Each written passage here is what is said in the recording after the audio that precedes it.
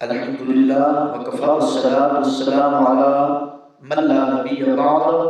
لا رسول بعد ولا رسالة بعد اما بعد قوله تعالى في الكلام المجيد والفرقان الحميد اعوذ بالله من الشيطان الرجيم بسم الله الرحمن الرحيم سبحان الذي اسرى بعبده ليلا من المسجد الحرام الى المسجد الاقصى الذي باركنا حوله لنريه من آياتنا إنه هو السميع البصير صدق خالق العظيم إن الله وملائكته يصلون على النبي يا أيها الذين آمنوا صلوا عليه وسلموا تسليما اللهم صل على سيدنا ومولانا محمد وعلى آل سيدنا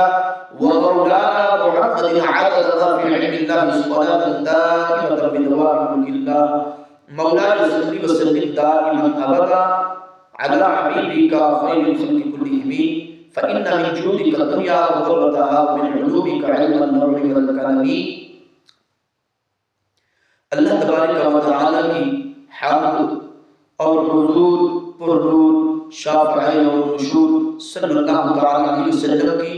ذات و صفات پر کروڑا درود و سلام ہوں۔ حمد و صلات کے بعد میرے پیارے ناظرین، آج کی گفتگو حضور سید عالم صلی اللہ علیہ وسلم کے معراج کے حوالے سے ہے، اور آیہ کریمہ کا جو سبق ہم نے آج پڑھنا ہے، الذی بارکنا حولہ لنریہ من آیاتنا۔ اللہ تبارک و تعالی نے سورہ بنی اسرائیل کی اس پہلی آیت کے اندر ارشاد فرمایا، الذی بارکنا حولہ،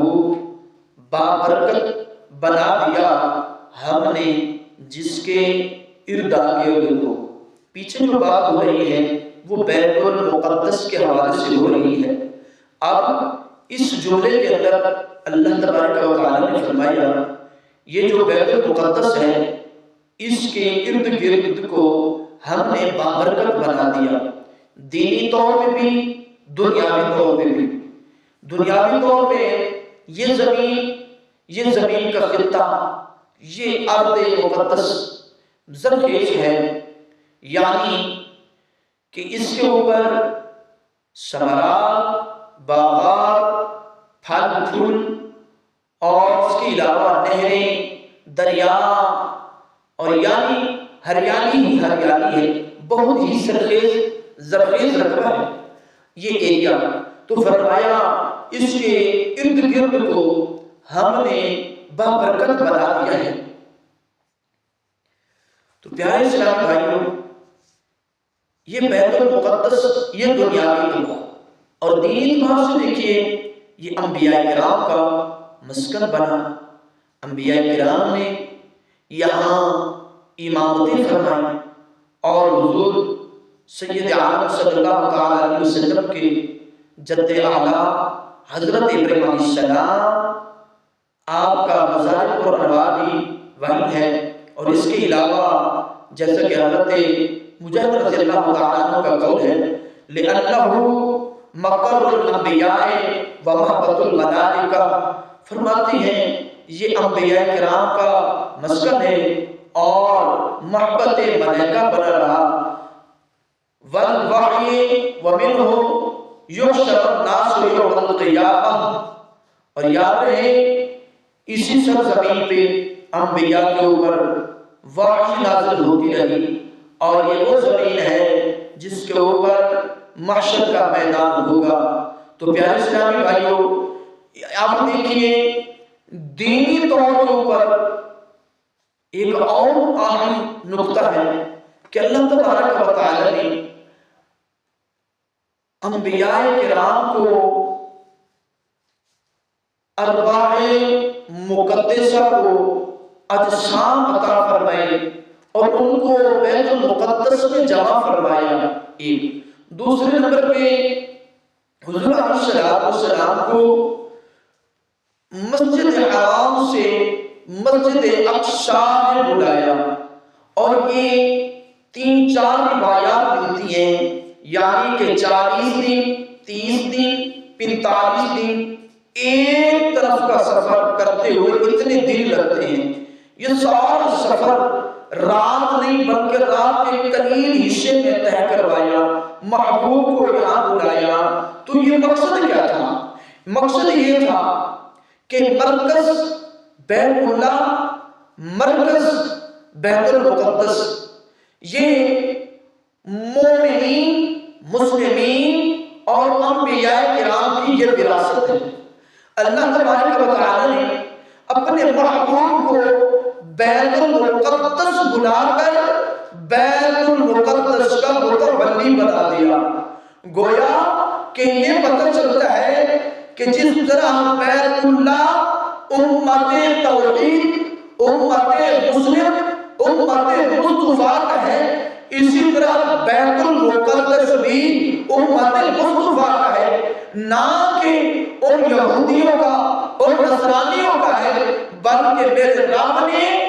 معراج کی رات محبوب کو مسنّ امامت عطا فرما کر بتا دیا، محبوب آپ بیت اللہ کے بھی وارث ہیں، آپ بیت المقدس کے بھی وارث ہیں، بیت اللہ بھی آپ کا، بیت المقدس بھی آپ کا۔ تو یہ رب الارباب نے میرے محبوب کو یہ شرف عطا فرمایا، بیت المقدس کا بھی متولی بنا دیا۔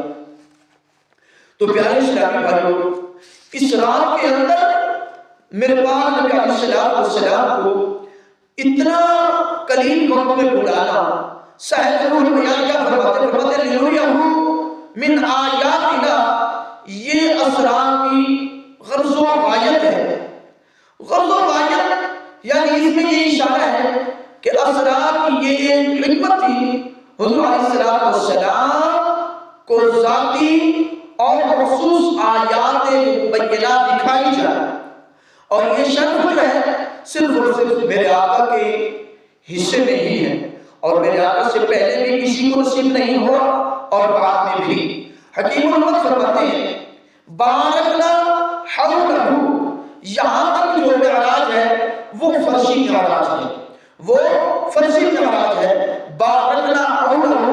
یہاں تک یہ جو پیچھے آیت مبارکہ کا حصہ ہے اس میں فرشی معراج ہے، اور آگے فرمایا لِنُرِيَهُ میں آسمانی معراج کا ذکر ہے، لِنُرِيَهُ میں آسمانی معراج کا ذکر ہے۔ تو پیارے اسلامی بھائیوں کہ میرے رب نے یہ بتایا کہ یہ دیکھو جو ایک رات کے قلیل وقت میں یہ سفر طے کرا سکتا ہے تو وہ علی کل شیء قدیر ہے، وہ عرش پہ بھی محبوب کو جسم اقدس اور روح مبارک کے ساتھ، یعنی جسم اور روح کو دونوں کو آسمان میں بھی بلا سکتا ہے۔ انشاءاللہ کریم انہو السمیع البصیر کے حوالے سے کل اپنا سبق پڑھیں گے۔ اللہ پاک ہم سب کو نیک اعمال کی توفیق عطا فرمائے، آمین بجاہ نبی الامین و بحق طہ یاسین۔ آج شب جمعہ ہے، ہو سکے تو